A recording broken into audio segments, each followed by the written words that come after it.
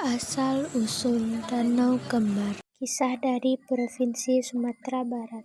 Danau Kembar masuk ke dalam wilayah Kecamatan Lembah Gumanti, Kabupaten Solok, Provinsi Sumatera Barat. Danau Kembar merupakan danau vulkanik yang telah berusia ratusan tahun. Danau ini berada di kaki Gunung Talang dan pada suatu waktu tersebutlah seorang ahli pembuat papan yang bernama Inyak Gadang Bahan. Karena keahliannya tersebut, Inyak Gadang Bahan tersebut dapat banyak pesanan dari warga kampungnya untuk membuat bahan, dan kualitas papan buatan Inyak tersebut terkenal bagus karena dia mencarinya jauh ke dalam hutan. Inyak Gadang Bahan memiliki kapak yang sangat besar dan tajam. Selain ahli dalam pembuatan papan kayu, Inyak Gadang juga ahli dalam ilmu pencak silat dan melatih para pemuda di kampungnya belajar ilmu pencak silat. Suatu hari Inyak Gadang Bahan mendapatkan pesanan papan yang sangat besar.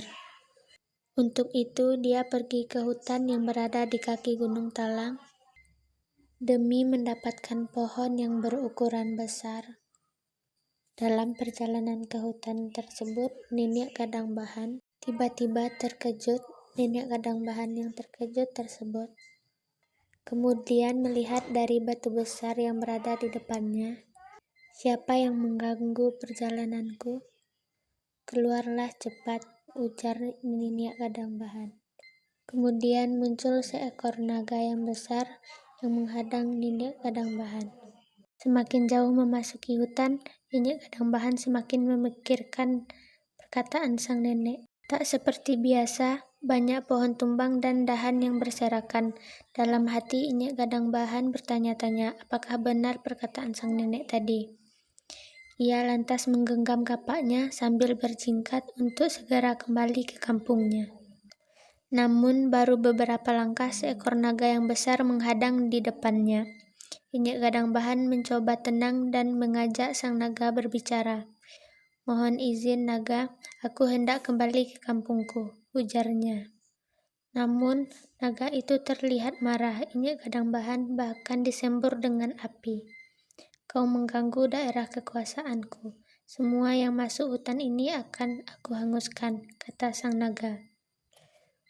"Wahai naga, aku hanya ingin lewat. Sesampainya di kampung, pasti akan kuberitahu semua orang agar tidak mengganggu hutan kekuasaanmu," katanya lagi. Namun ternyata naga itu tak punya niat baik dan terus berusaha menyemburkan api ke arah Inyak Gadang Bahan.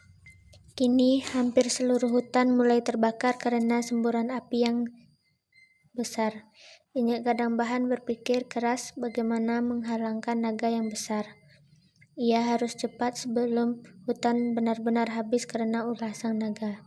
Sang nenek lantas berterima kasih dan bertanya kemana gerangan Inyak Gadang Bahan akan pergi pagi-pagi sekali. Inyak Gadang Bahan menjawab bahwa ia akan mencari kayu bakar ke dalam hutan. Inyak Gadang Bahan meminta nenek untuk tidak khawatir. Lantas ia berterima kasih atas nasihat nenek dan melanjutkan perjalanannya memasuki hutan. Namun baru beberapa langkah seekor naga yang besar menghadang di depannya.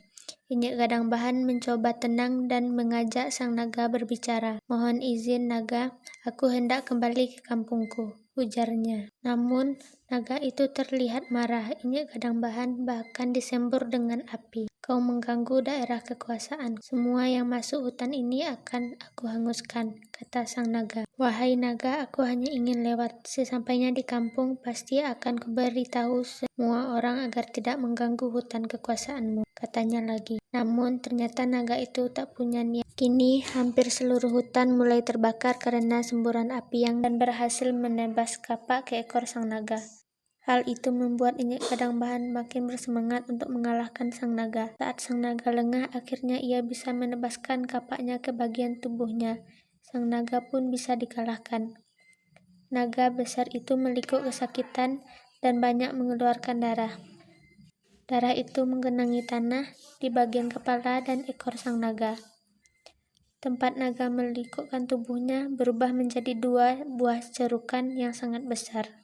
Sementara bekas genangan darah terisi air dan berubah menjadi 2 buah danau. Danau inilah yang kemudian dikenal sebagai Danau Kembar di Sumatera Barat. Danau atas adalah tempat kepala naga, sementara danau bawah adalah tempat ekornya. Di dekat danau, padang penggembalaan, tempat pertarungan terjadi dikenal dengan nama Alahan Panjang, sementara lembahnya dikenal dengan Lembah Gumanti. Dari istilah ini, lembah naga yang mati.